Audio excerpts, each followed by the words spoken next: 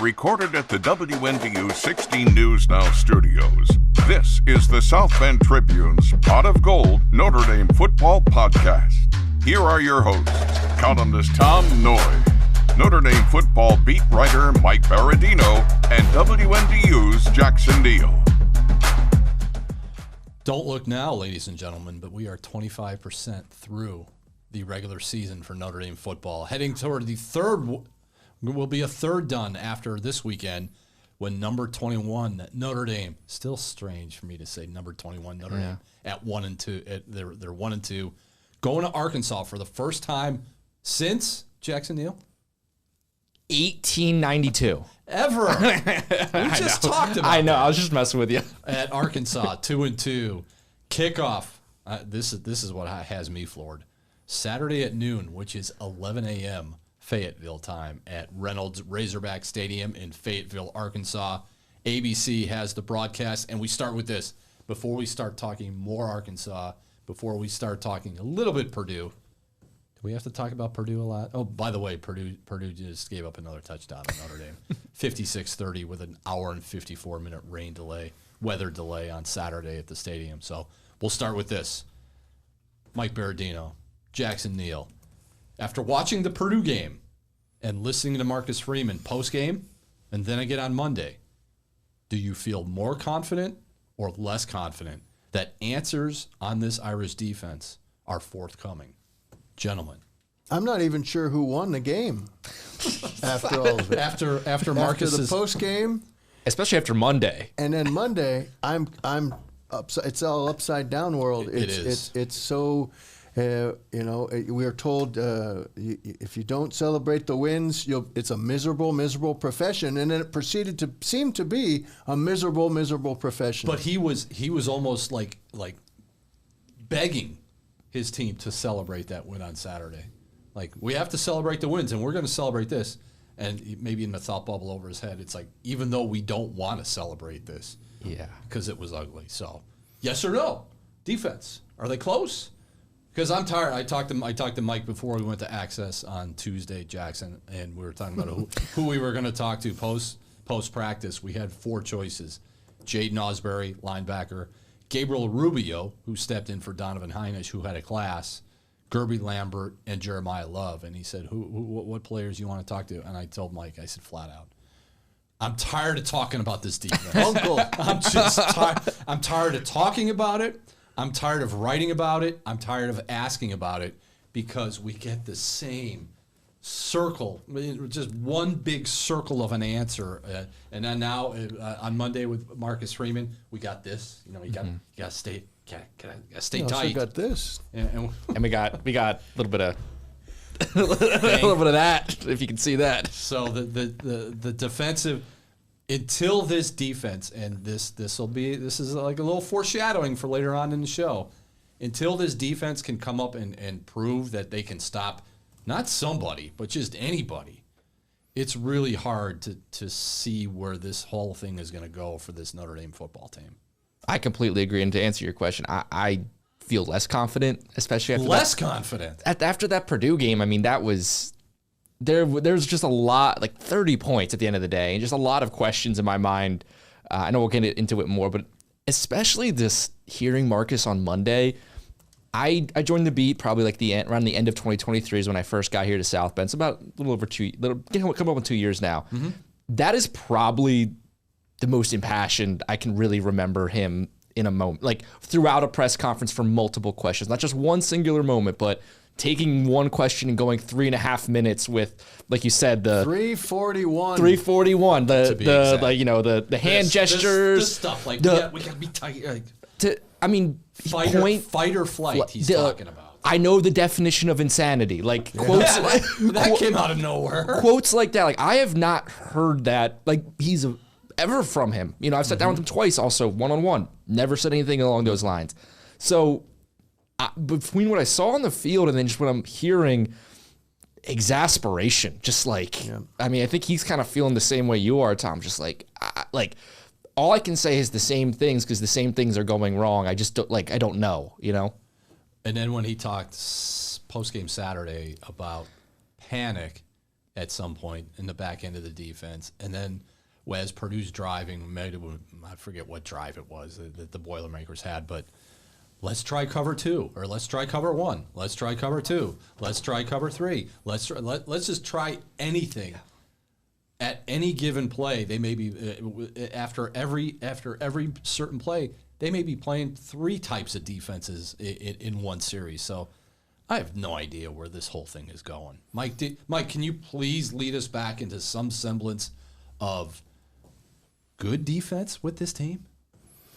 Is that possible? Individually, you see the pieces that it will require to get there when you see a Dallas Golden make a leaping interception in space. First week as a nickel in his life.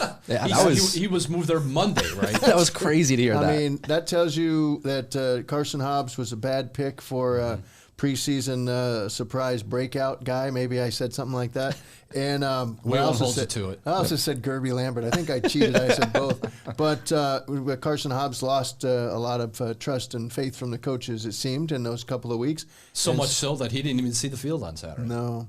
And no mention of an injury there. Nope. So he needs to rebuild that, and talented enough to do it. But right now, it's like Dallas Golden, go get him. Mark Zachary had some good moments, enough in the second half that Purdue got quiet and Notre Dame could take control of that game, but also enough blow-ups where he gets turned around in ways that, not even Christian Gray on his worst day would get turned around. So they need Leonard Moore back, and one of the concerns, and I don't know how soon it'll be. I mean, that's an ankle, and that's the way it looked on the night of the A&M game. He made it through on adrenaline.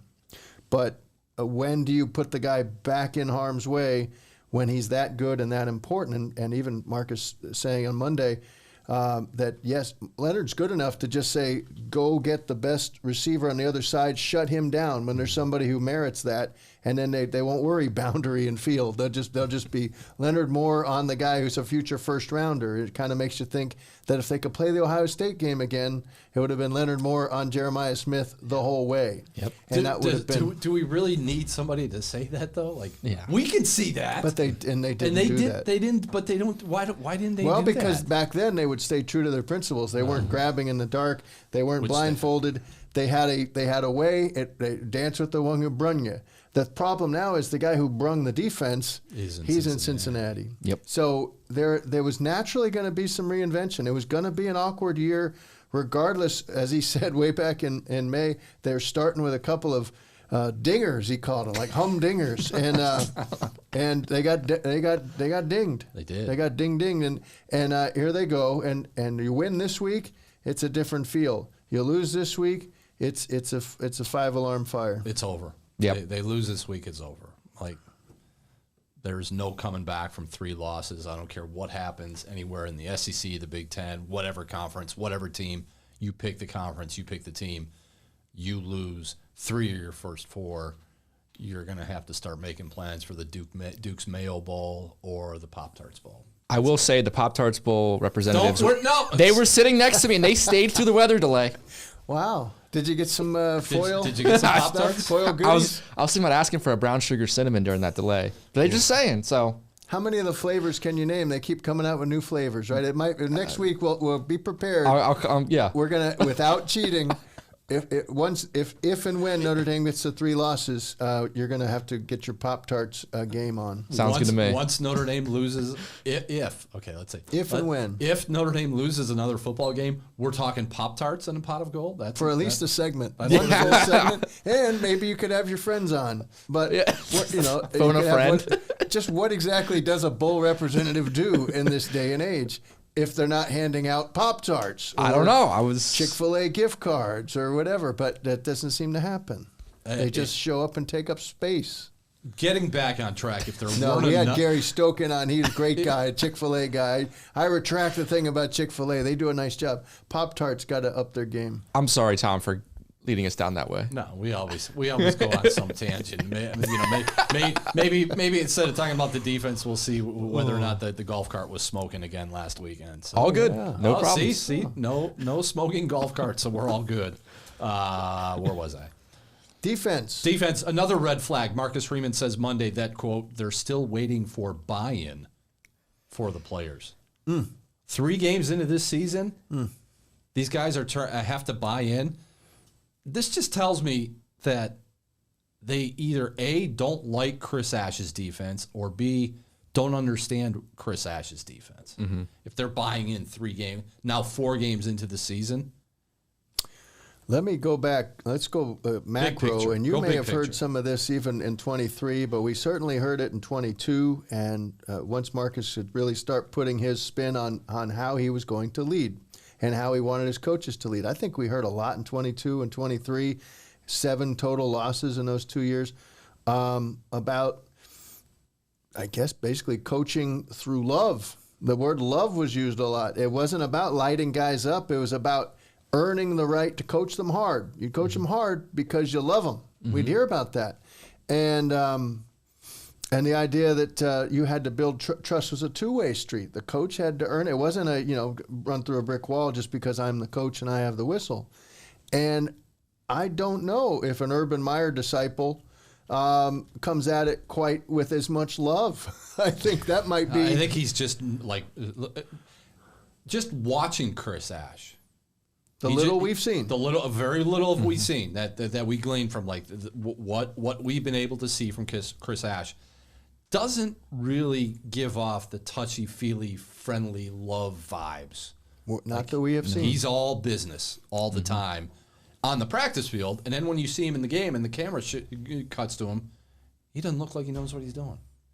I don't know what's going on.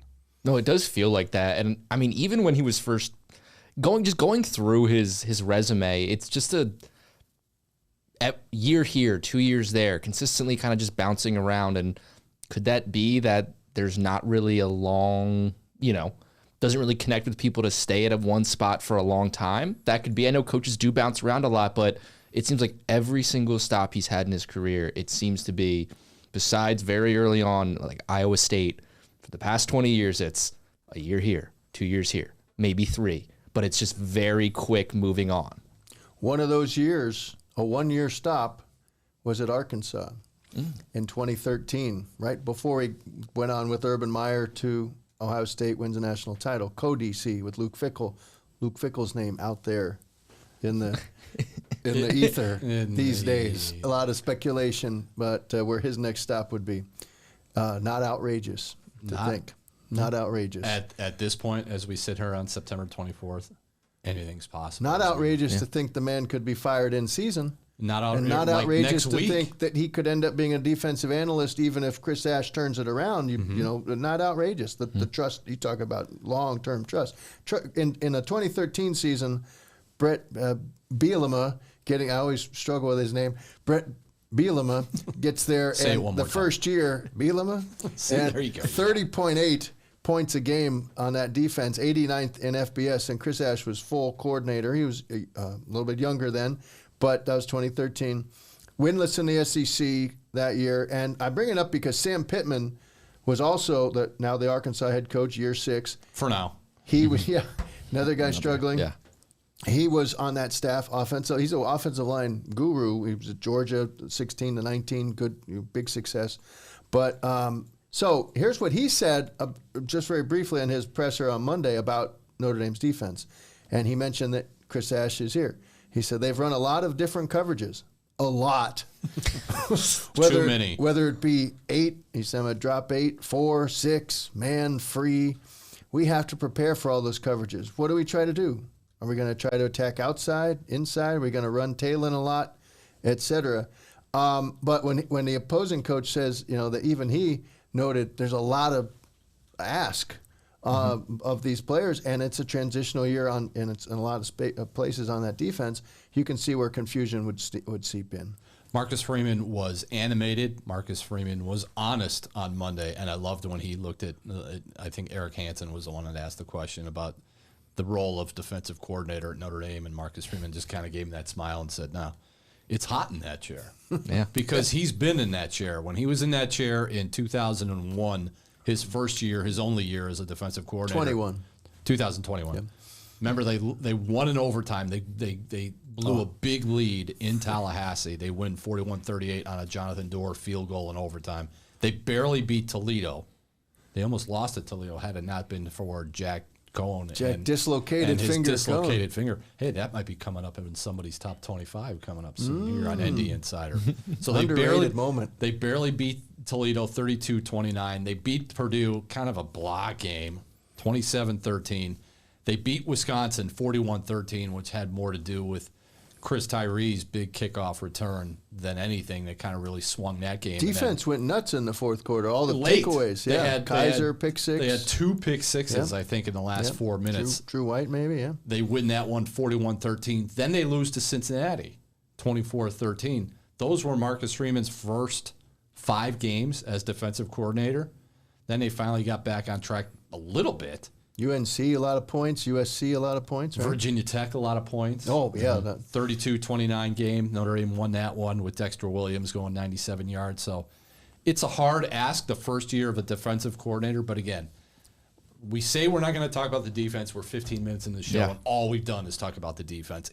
It's hard, but you're 4 games in now. You better show something on Saturday that they're ready to turn this corner, because if it's another white knuckler defensively, they're not getting through October undefeated. Well, I want to, and you say it's a hard first year as a defensive coordinator, but let's not forget this is he took over for a defense that was really, really good for the past several years. Yes, there's in transition in several spots, but still a good amount of talent, including someone like Leonard Moore. I mean, I know he's been dealing with injuries, but incredible. Drake Bowen. There's still a lot of talent on that side of the ball, and with the head coach that is a defensive-minded head coach. Like I know it is always tough to take over as a defensive coordinator, but taking over this season at Notre Dame, there also was a lot of things in place that would help you out in that role that usually you don't get. Is all I want to say. Quick point of order, just so we don't get letters about it. It's burned into my memory that we were sitting together in 18. Dexter did that in 18 at Blacksburg. Was it okay? Yep. The Virginia Tech game was the home game with Ian Book. No, what? 19. I was 19. 18 was I don't know Virginia what year Tech. It is. Dexter 21. I think of as Tyler Buckner came in. He had a few series and threw a pick 6. He throws a lot of pick 6s. And then Jack Cohn came back and saved him. Dorr had a 2-game winners that year. And, Buckner did have 2 interceptions in 21 against Virginia Tech. Yeah, I believe one was a pick 6, just deep in his own territory. So they were very lucky to win that one. But and then Kelly got out while the getting was good. I mean, they really, for a 1-loss regular season, they could have lost 4 probably. But it's a concern. And one of the things that Marcus Freeman was banking on was that his very excellent defensive coaching staff holdovers would bond and blend with this man brought in from the outside. And the man brought in from the outside, that's a rarity in itself when you're that successful. Back-to-back top defensive pass efficiency defenses nationally. That man with the title of defensive pass game coordinator is still here. Mike Mickens didn't go to Texas. They wanted him this offseason reportedly. He's still here. Didn't get to be the DC. He's still in this limbo. And Al Washington, who turned down Tennessee when he was at Ohio State a couple jobs ago to be the DC at Tennessee, has been and interviewed to be head coach at BC. You got some people who are at a weird spot in their careers where it's like they're bought in, they're all in here. I don't doubt that. But then you can imagine this is one where you're getting texts from grandma and cousins and your old neighbors, and you're like, everything's still good there? What about that? Oh, Oklahoma State's open. You going to go get that? There's people who are going very soon to do other things. They're going to get promotions, you have to think. Max Bull is a defensive coordinator in waiting. He wins the press conference every time. The players run through a wall. And then the difficult thing was, well, you're like, okay, Chris, you can bring in one guy. And he brings in Andy Boo, who has been around. A lot of stops for him, too. Illinois, numerous years, most recently, I believe, and out west. And he's now a defensive analyst. And you just wonder, in those rooms, like Marcus said, Tom, that it was uncomfortable on Sunday. The coaching meetings were uncomfortable, and he wanted them to be. But, man, this is a tough week to not be on all cylinders. It just feels like a forced marriage with Chris Ash, and hey, you're going to take Al Washington, you're going to take Max Bulla, you're going to take Mike Miggins. These are my guys, and you can bring in one of your guys who just happens to be an analyst. It just doesn't seem like there's a lot of bonding going on with the defense when Marcus Freeman continues to say the front, the interior guys don't know what the back line guys are doing. The middle guys are basically stuck in the middle. You don't know what's going on. But like Marcus Freeman said, here's the kicker quote from Monday.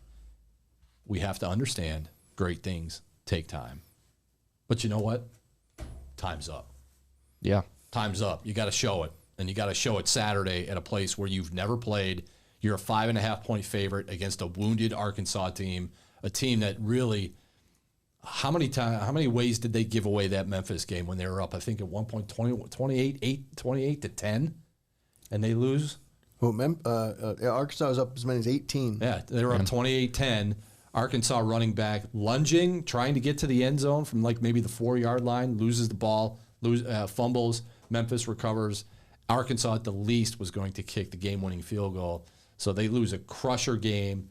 Arkansas now, Sam Pittman has become the next coach in waiting to be fired, alongside Virginia Tech, UCLA this week. Yesterday we saw Mike Gundy from Oklahoma State. So it's this is a job-saving Saturday for Sam Pittman. If he's going to save it sooner or later, he better win that game against Notre Dame. This is game 4. Mm-hmm. Week 5. Yeah, that's so annoying. But it's game 4, and you think back to the many resume lines for Chris Ash, and when he was a head coach at Rutgers, didn't make it through his final season of 2019. It happened after week 4 that he was ushered out. They fell to 1-3 at Michigan Stadium, 52-0 loss. Previous 2 weeks gave up 30 against BC, 30 at Iowa. If you're him and you're purely hoping you're not reliving a nightmare with all this talk and all this noise, you're lighting a candle at the grotto that these guys figure out, cover something. How about play cover something? Cover somebody or just go back to just go deny my man. If that's what guys are raised on and that's what's in the DNA, just go back to it, man up. If you get beat over top, well, guess what? Now you got a quarterback who can beat them over top, as Mike Denbrock reminded us. They think they can throw the ball over people's heads, and they showed it. They did it with Fields to start the game. It's going to be a doozy. Arkansas is a wounded program coming off the Memphis loss. They're 2-2. They don't look like they're going anywhere. Sam Pittman, maybe on the hot seat, maybe gets even hotter. But Jackson, this has got to be the worst possible matchup for this Notre Dame defense going against that offense in this situation at 1-2, and you're fighting for your college football playoff life against an offense that, oh, by the way, is ranked 8th nationally at 552 yards a game. Averaging 43.5 points per game. I mean, Taylon Green is a quarterback who... He would not fit in this room. He's huge. And he has so much experience as well. Like, whatever is going on with Taylon Green, like, he's never he's reached some heights, but not, the best quarterback in the nation ever. But he still had, between Boise State and now Arkansas, tons of starts under his belt. This is an explosive offense. He can get it done with his arm and his legs. Marcel Reed, it's kind of like something along those lines, except with more experience. It's bigger. You're right. This is like not the matchup you want. And I mean, you mentioned Arkansas is a 5.5 point dog. It's now 3.5. Like, it's down to 3.5. It was dropping a ton. That's what that press conference did. The over under is like it swung. That press conference swung 2 points off the line. It's a 2-point swing. It opened at 6.5. Like, it is dropping by a field goal. The over under is the highest of any game this week. Last time I checked, like, it is not high enough. 64.5. It is. No, I agree. First team to 50. It feels like you're so right, because this is an Arkansas team that when you look at them in the SEC right now and you just look at, like, there's a good chance Sam Pittman gets fired. If they lose this game, there's a good chance he gets fired because their guys would have played 5 games, so they don't have to worry about losing guys who are going to redshirt and quit and transfer. But they are built to beat this Notre Dame football team with that type of offense, because they can exploit exactly what is wrong with the Irish. and especially then on their home field, it just. That was a heck of an astute point you just slipped in there. It goes fast. The season to get wrapped up. This is that time where you start thinking like it's real important if somebody sits out a game with a phantom injury. That's when they're thinking portal. And what you're saying, it's an AD question. That's excellent. I don't know how much we really talk about that, but this is the dividing line. Yeah. This is the game. This is Game 5. So if you're Taylon Green, it's like. If Sam Pittman or someone else, he's out of eligibility, I think. Probably out of eligibility. But I'm just saying, like, pick someone else. It's like if you had played, if Pittman got fired after last week, it's like you could just be like, all right, well, I'm redshirting and transferring. Yeah. After this mass exodus. Here are the numbers that are going to keep Notre Dame fans and keep Chris Ash up from now until kickoff. Total offense ranked 8th in the country. Rush offense 20th. Pass offense 15th. Passing efficiency 16th. Scoring offense 15th. Let's see the one that really is going to hurt Notre Dame. Third down conversion percentage, 6th in the country. Oh, no. You better get off the field, and you better get off the field on third down. Otherwise, like we said, this is going to be the first one at 50 on Saturday. So we'll see. We will take a break. We'll come back with our guest spotlight and then the rest of the show right here on Pot of Gold. Back with our guest spotlight. Pleased to be joined by former Notre Dame assistant football coach Pete Cordelli. Why are we talking to Pete Cordelli? Because he coached at the University of Arkansas with one Lou Holtz in 1983. We'll talk Arkansas. We'll talk Hogs. We'll talk a little Notre Dame 1988, Pete. But let me start with this. When you have such a dynamic as Notre Dame currently finds itself in its football facility, 1-2, 2 losses to open the season. The offense can't be any more dynamic with C.J. Carr and Jeremiah Love, and they're rolling, and the offense is feeling really good about itself. But then you go down the hall, and you have the defensive staff, and they can't seem to really figure anything out that works. How do you balance that dynamic to where one side of the room's feeling really good and the other side of the room's not feeling really good? Well, when you look at the returning staff, it starts there. And I learned this from Coach Holtz. When I played for him in 72 to 76 at NC State, and then when we got to Arkansas in 77. But the one thing he wanted to always emphasize was continuity in staff. Well, Al Golden leaves. So now you got to bring in Chris Ash. And even though a number of players are coming back, it's still a new voice. It's a new philosophy. And so now with as many offensive players, and I think Mike Denbrock is one of the best play callers in all of college football. I mean, look at what he did at Cincinnati, at LSU, at Notre Dame before, and now what he's doing. But so now in the 3 phases of the game, knowing your experiences on offense, you play offense first, kicking game second, defense third until you get everybody up to speed. Problem is, got a pretty good Miami team, and Carson Beck is out to prove to the world, those Georgia fans and everybody else, I gave up on them too early. Mario Cristobal's trying to build something really strong. Mike Elko, who you guys know, I love Mike, did a tremendous job at Duke. And last year, Notre Dame going to College Station and beating them, that team has improved dramatically. Marcel Reed, I live in Nashville, Tennessee. Marcel Reed's dad, Ron, was the head coach at Tennessee State, and Marcel played at Montgomery Bell Academy, so I saw him in high school. He had originally committed to Ole Miss, to Lane Kiffin, and then changed his commitment to go to A&M. Obviously, Jimbo gets fired, but Mike Elko's done a heck of a job, and, Mike had a little extra chip on his shoulder coming back to South Bend. I got a call late Saturday night that Coach, Mike did it again. I said, don't tell me he threw a chair through a board. Oh, yeah, he just shattered it. I said, that's Mike. He's just trying to get their attention, But anyway, 2 tough opponents. And then you had the open date to get right. But they didn't get right. To allow Purdue to come back the way they did and score those points, that should have been a get-right game. But there's more questions coming out of it than there are answers. And now – Bobby Petrino against Chris Ash and Taylon Green in this offense. Again, Mike Denbrock, Bobby Petrino, those are two of the top 5 play callers in college football right now. This is going to be one heck of a matchup, and this may come down to whoever has the ball last. I mean, it may be like a basketball score, 72-70 at the end.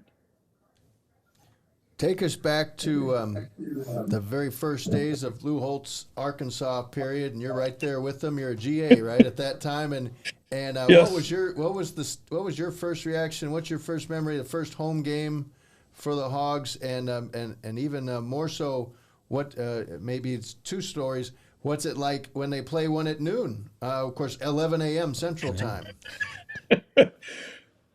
Coach Holtz left NC State to go to the Jets. After the 75 season, he didn't stay with the Jets the whole year. After the 12th game, Frank Broyles called him and said, "I'm retiring." He said, "I want you to be my head coach." So Lou left, Coach left and went to Fayetteville. And Jimmy Johnson was on that staff with Coach Broyles. Jimmy thought he was getting the job. Coach gets the job. He asked Jimmy to stay. Jimmy said, "No, I played here, Jerry Jones, the whole bit. We won a championship, Switzer, the whole deal. I'm going to Pittsburgh with Jackie Sherrill. I can't stay." But he recommended Monty Kiffin as the defensive coordinator.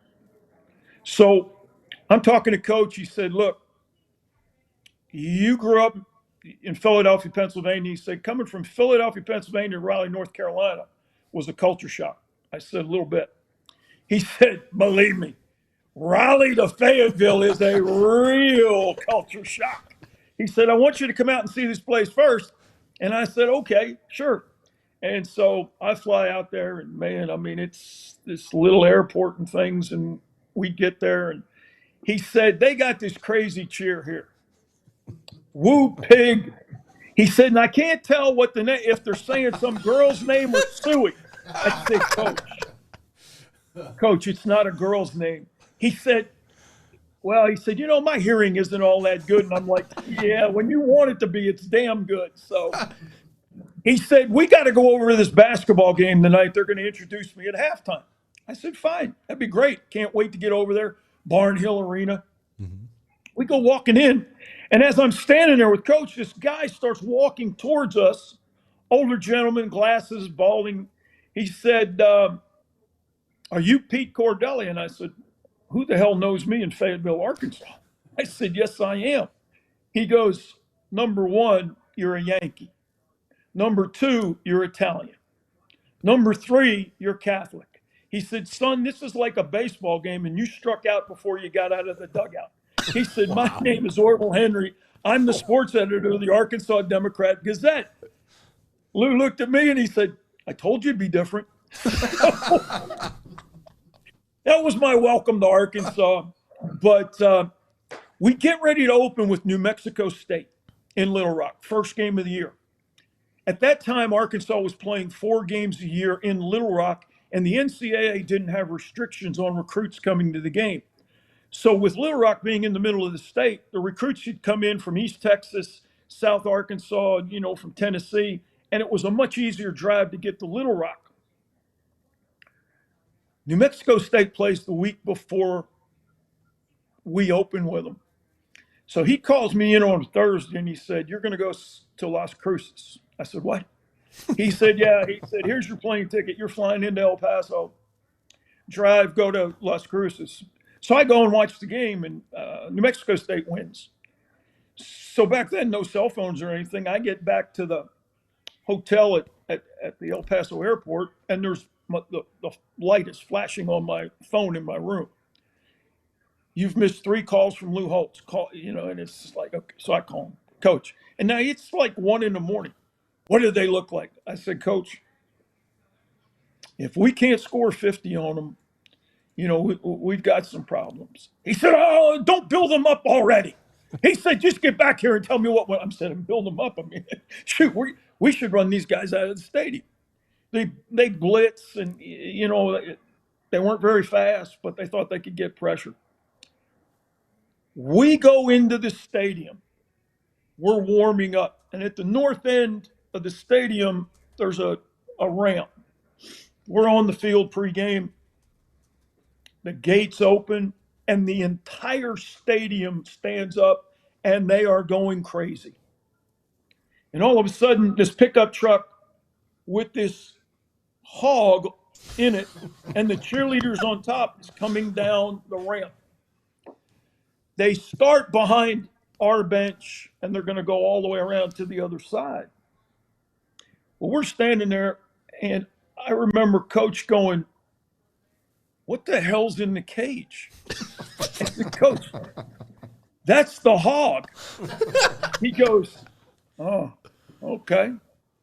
Well, as it gets closer to our bench, he starts sniffing and he goes, "What in the hell is that smell?"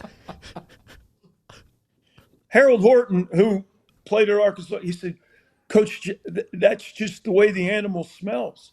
He said, "Oh my God." He said, "I hope we don't play to that smell tonight. That's all I can tell you." And by the time the hog got around, the whole stadium, they're up calling the hogs. So he walks up, he goes, "I understand what they're saying now. It's Woo Pig Suey." He said, "Thank God they're not using that girl's name."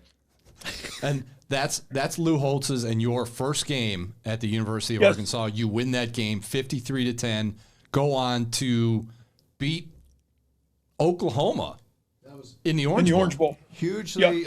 I remember that game like yesterday. 31-6.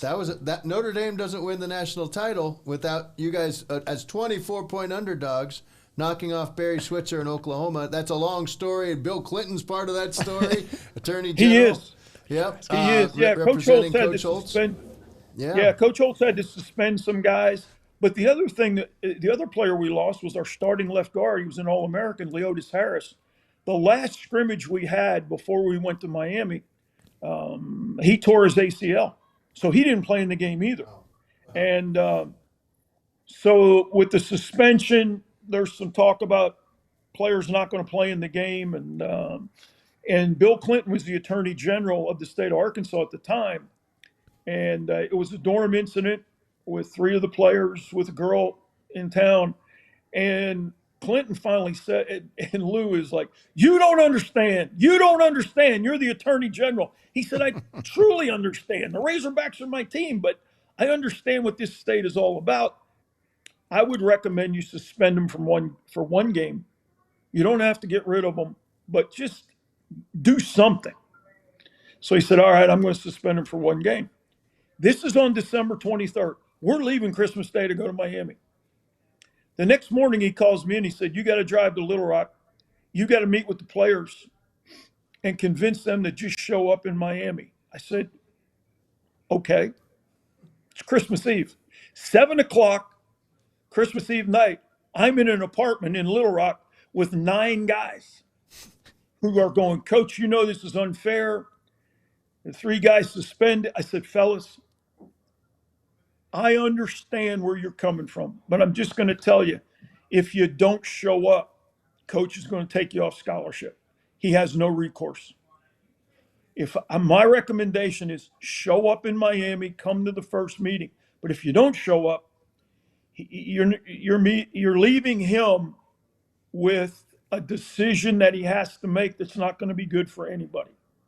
So they're like, "Okay." I said, "No, every guy." So I went around to every guy in the room. They said, "Coach, we'll be there. Doesn't mean we're staying." I said, "That's all we need. Be there." So I drive back.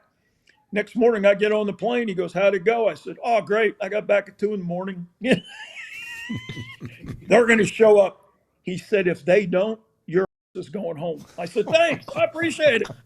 And that's Lou. So sure enough, they show up. We go to the first team meeting, big ballroom. Coach walks in and he says, "I know you're all upset." He said, "But the Attorney General left me no other decision than to suspend those." And I'm going, "Oh my God, the Attorney General." So, Coach can embellish every now and then. He said, "Here's what we're doing. You got 5 minutes to talk about it as a team. I'm going to go stand outside that door with all the assistant coaches. You guys talk it over. And whoever's in this room when I come back in, that's who we're playing Oklahoma with." We walk outside.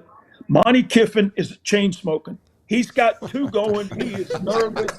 He's trying to drink his coffee. Harold Horton has his head in his hands. Don Bro is just walking around. Oh, my God, I've never seen anything like. I mean, coaches are pacing. I mean, they're wearing out the rug. Lou is standing with his ear to the door. Monty goes, Coach. He said, shut up, Monty, I can't hear. There's a whole lot of yelling going on inside. He said, Monty, how much time's gone by? And Monty, he's spilling coffee and I mean, it's just, guys, you can't make this stuff up.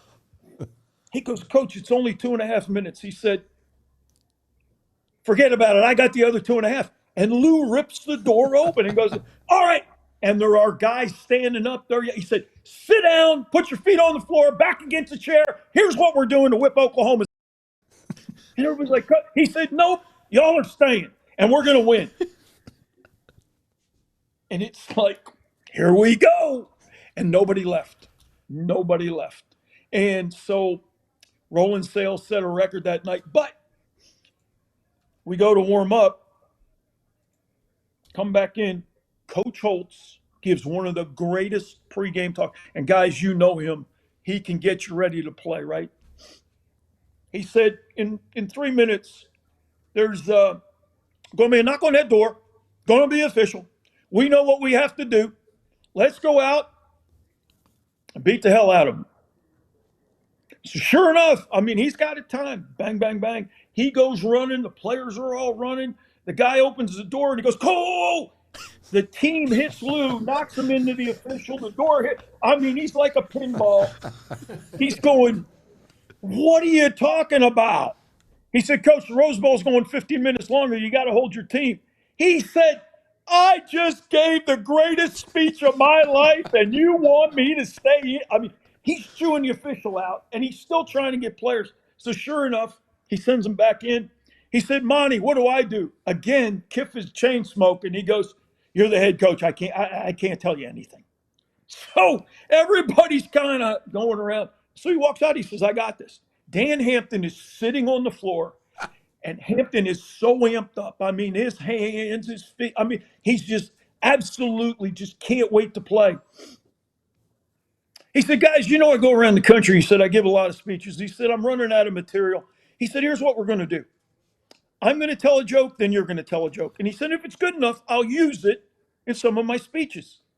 Hampton looks at me and he goes, what the F is wrong with him?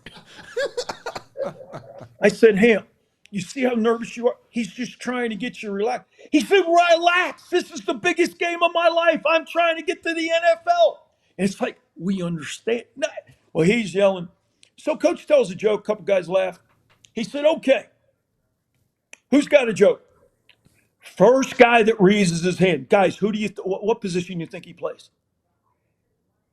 The punter, the kicker. And Lou goes, wouldn't you know it? It's a damn kicker. He said, Bruce Leahy, what the hell do you have to say? Leahy tells him the joke. He goes, that's the worst damn joke. He said, I should make you take that uniform off and walk back to St. Louis. Well, everybody just starts laughing.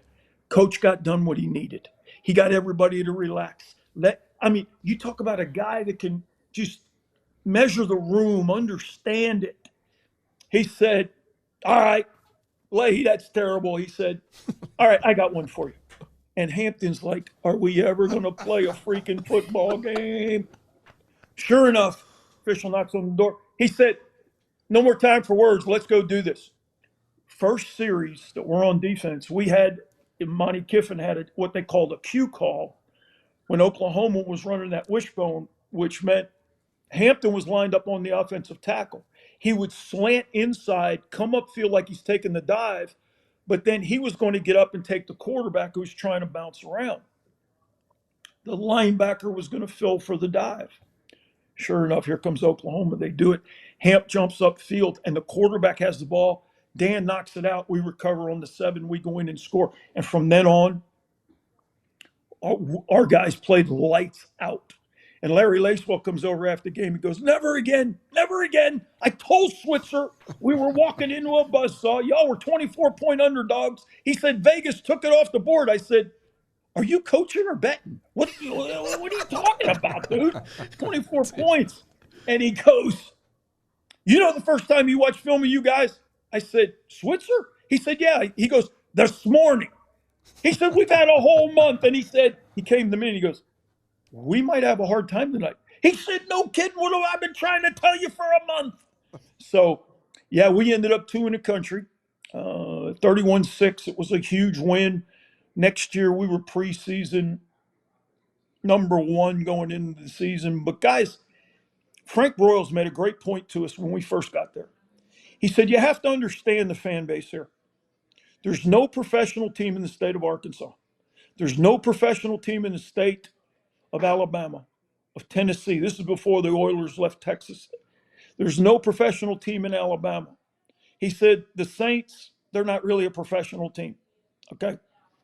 He said, when these states get ranked in like per capita income, education, quality of life, we're 45 to 50. We get the living heck beat out of us in national attention, and there's nothing for the people of this state to be really proud of, other than when the Razorbacks win. Because for the next 6 days, every person in this state takes great pride when the Hogs win. He said, it's like a religion in this state. He said, you just wait until you, and he's exactly right. And that's why Alabama, Auburn, Tennessee, LSU, Georgia, the teams in those, the college teams were the ones giving the state positive national attention. And that's something that you put a lot of pride in. And when you recruited that state, those fans, those coaches, those players, they all wanted to grow up playing for the Razorbacks. Even though Arkansas is down at 2-2 and Notre Dame has never been to Fayetteville, what are they going to find out about this trip on Saturday and walking into Razorback Stadium? Arkansas is embarrassed after letting Memphis come back from an 18-point deficit to beat them. Taylor Green might be the most underrated quarterback going in the country going into this game. This is his second year with Bobby Petrino. He's surrounded. Green is surrounded by some really good players. Mike Washington, good running back. Omega Blake as a receiver, pretty good. But Taylor Green, he's averaging 8.2 yards per carry, and he's throwing the football 64%, and he is a big-time player that Chris Ash has got to come up with some things. When I saw A&M throw for as many yards as they did, I'm going like, whoa. Notre Dame hasn't seen the best passing offense in the SEC, and that's in Fayetteville. Sam Pittman's coaching for his job. Everybody knew that before the season, the heat was on Sam. You're playing Notre Dame. I say this all the time from when I coached there. Kids, football players in this country grow up wanting to either play at Notre Dame or play against them. When you're in a state like Arkansas, you either want to grow up and play at Arkansas or play against them. And I know the backup tight end for Notre Dame's coming back to Fayetteville, the Washington kid. He'll be able to explain a little bit. Just give them a little bit of what they're going to feel. But from the time those players walk in, I don't think those fans are going to be sitting. They'll be yelling, screaming. This is going to be one of the loudest crowds that Notre Dame's ever played in front of. Even at 11 a.m. Oh, believe me, they'll be there Friday morning, 11 a.m. They can't wait. Hey, that barbecue, those smokers will start on Thursday night. Oh, they'll be roasting hogs, and you'll have all kinds of parties going on. But I'm telling you, these fans, they've been waiting for this game for a long time because, again, you beat Notre Dame. You're getting national recognition, especially from a team that played in the national championship game last year. Seems like it's always important to get off to a fast start, but this would be one where you don't want to let them hang around and get revved up. And Ty Washington did not speak this week. They bring in 4 players. He was not one of them. But when we talked to him the one time since he enrolled in June, back in early August, I asked him about that. It's 76,000 seats. It's the same stadium that you guys played in, right? They just keep adding to it. Reynolds Razorback Stadium. He said it's going to be very, very hectic. They get loud. The fan base gets in there quick. The student section gets in there fast. But Ty Washington said if you really shut them out quick, it'll be done. And he says that it's because it's so hot, those noon games, the fan base will be quiet. Everybody will go home. It's too hot at Arkansas. Everybody wants to go home if they're losing. They just go on. They just want to leave. So if Notre Dame comes out hot, gets up 14-0, is that a possibility that the place gets quiet, or are they in for a 3.5-hour slugfest? They're in for a 3.5-hour slugfest because this is one game that anytime, what I found when I coached at Notre Dame, anytime we played anybody, we're getting their best shot because we're Notre Dame. We set the standard. Those fans will be loud. Now, when we were there in the 70s and even in 83, the south end zone was open. So you really just had a horseshoe and there was no upper deck. But since we've left, I mean, they've added an upper deck. They've enclosed the south end zone. And it's Razorback Stadium is very similar to Neill Stadium in Knoxville, where it rises up and the noise just comes on top of you. And since they put that addition in, it's become one of the louder venues in the SEC. But the one thing you know at Notre Dame, if you lose early, your margin of error to win a national championship decreases greatly. And I say that, and you guys may remember in '86 when we opened with Michigan, we weren't ranked in the top 25. And we had 460 yards of offense. We lose and didn't punt the whole day, and we get voted in at like 21 or 20 the next week. And from that point on, Coach Holtz always used to give a questionnaire to the players at the end of the year. And who was the toughest opponent to play and where was the toughest place to play on the road? 99% of the guys said the toughest team to play is our first game. They didn't mention like Michigan, Miami, Penn State. They just said first game of the year. So he goes back into the team meeting and he said, well, you guys are saying first game of the year. And they said, Coach, not being in a conference, not having to win a division, the East, the West, North, South, whatever you call it. When we lose that first game, we don't have any margin of error the rest of the way. So, in '87, we started out pretty quickly. I don't know if you guys have ever heard this story. He tells the team,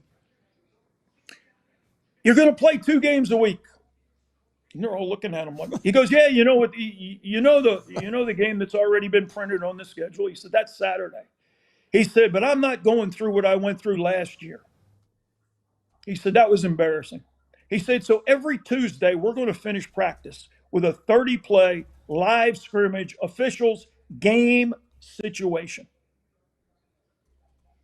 And whoever comes out of that scrimmage grading the highest, the depth chart will be posted on Wednesday. That's who's starting on Saturday.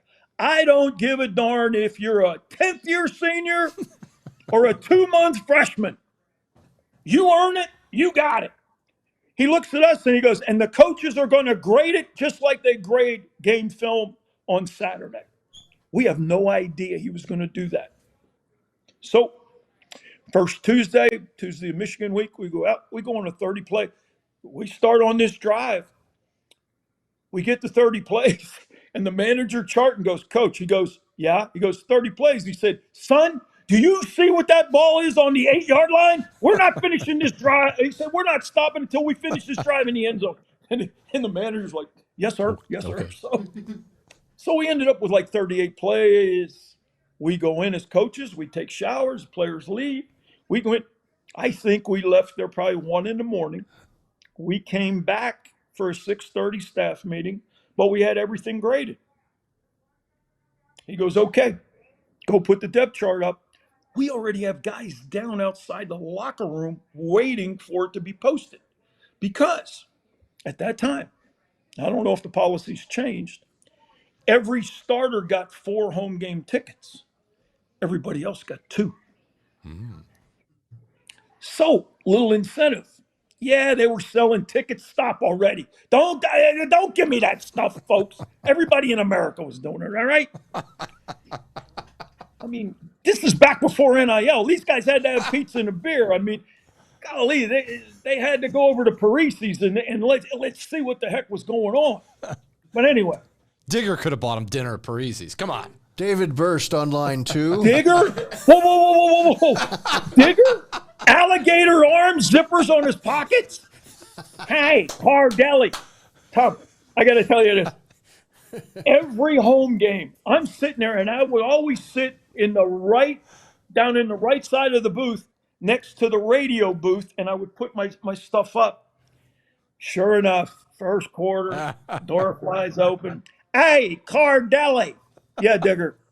Screen for the screener, pick for the picker, get the hell out of the middle, let it go. And the door would slam. That's all I'd say. And Mike Stock would look at him and he'd go, Digger, shut the F up. Well, I noticed that Mike Stock was one of the all-time greats. But so we did that every Tuesday. And it increased the competition. Mm-hmm. And we got better.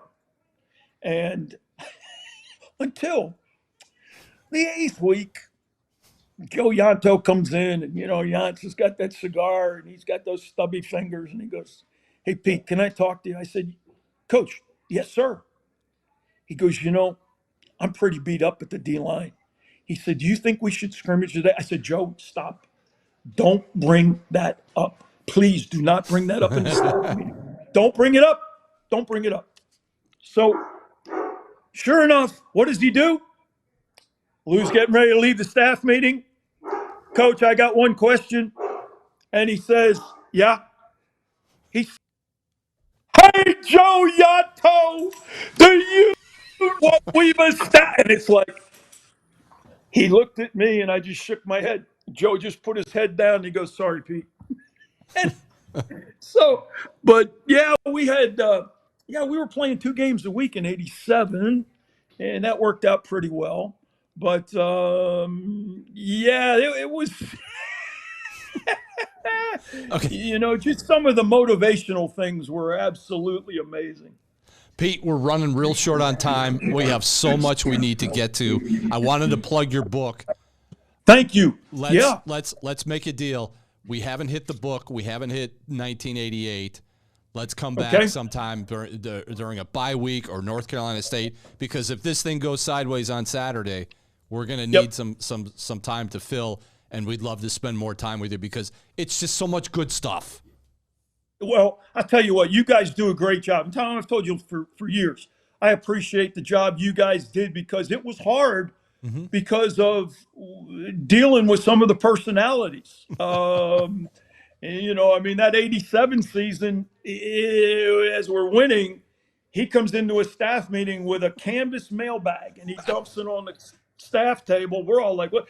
Y'all don't understand how hard it is to be the head coach at Notre Dame. Here are all the people. We're undefeated. And here are all the people that are writing me going, 'You're not winning big enough.'" He said, "What do they know? What do they know? And now they want to bet and win money." He said, "And it's all on me." And I'm like, oh my gosh. I've never heard him say that. So, we got so much more to cover, but '88 was just truly special. And then starting out in '89 the way we did, but you're right. Saturday is huge. I think Marcus will have more input on the defense. But, guys, this is an Arkansas team that's talented and going on the road, and it'll be loud. It will be very loud. And I know Mike Denbrock's played there before when he was at LSU. They went up to Arkansas and played. But I'm sure CJ, they've got the silent count and all that ready. I just don't know if the Arkansas defense can slow down the Notre Dame offense. But the problem is Arkansas can score in one play from anywhere on the field. That's how talented they are. So that's why I say this game may come down to whoever has the ball last. We shall see what happens. Come back, visit us again. 88, 89. We'll talk the book. We'll talk more college football with Pete Cordelli. There's no better place than South Bend, Indiana, and Notre Dame football. Changed my life, my family's life forever. I mean, Father Hesburgh baptized my youngest daughter in the original log chapel. I mean, it's like, and Father Hesburgh used to say to me, Coach, we're going to win this week? I'd see him over at the Morrison. Coach, tell me what's going on. I mean, and he and Father Joyce, I mean, just Coach Morrison. Guys, thank you. We could go on forever. Absolutely, and we will next time. Pete, thanks for your time, my man. Thank you. Thank you, fellas. Always a pleasure being with you. We'll see you. We'll come back. We'll wrap up this episode of Pot of Gold right after this. We're moving right to Pot of Gold because Pete Cordelli was so good telling so many stories. He could go on for like 6 days. And sometimes he would. Well, we're going to have him back. We could not get to the questions of the week. Keep those questions coming. We'll speak up maybe next week when we don't have as much to talk about. So we'll see. We couldn't get to speak up. We couldn't get to much to Purdue. Purdue's in the rearview mirror. We're looking at Arkansas. So easiest part of the show, we're going to have one hot take, one score prediction. I'm going first this week. Oh, wow. I'm going first. My hot take for the second straight week, Notre Dame will not punt.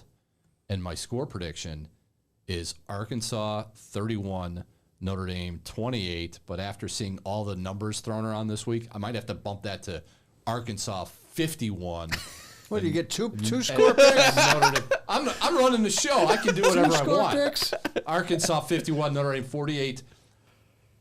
This is the first time, I think, since 2023, mid-season 2023, that I'm not picking Notre Dame.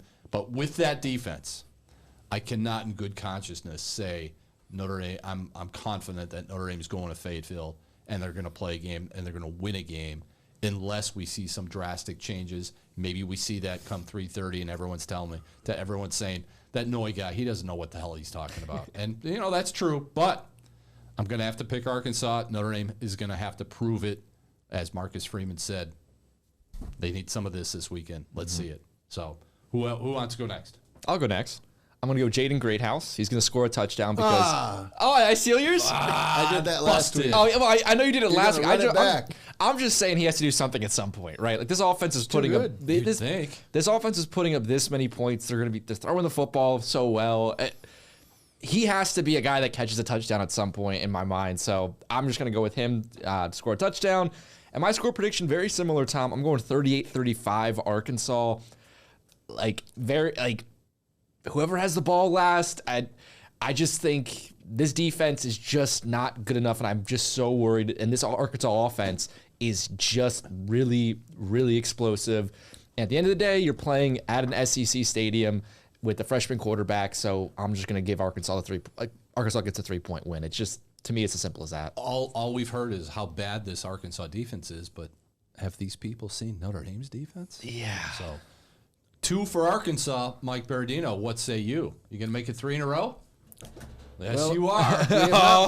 We have not mentioned that Sam Pittman, in his 5+ seasons in Arkansas, 7-19 in one-score games. He'll get them close, and then they sputter out. Now I had to make a pick for our print pages Tuesday, late Tuesday. Today is Wednesday, and I just heard 2 people give a 3-point edge for Arkansas, high-scoring game, and I hate to be.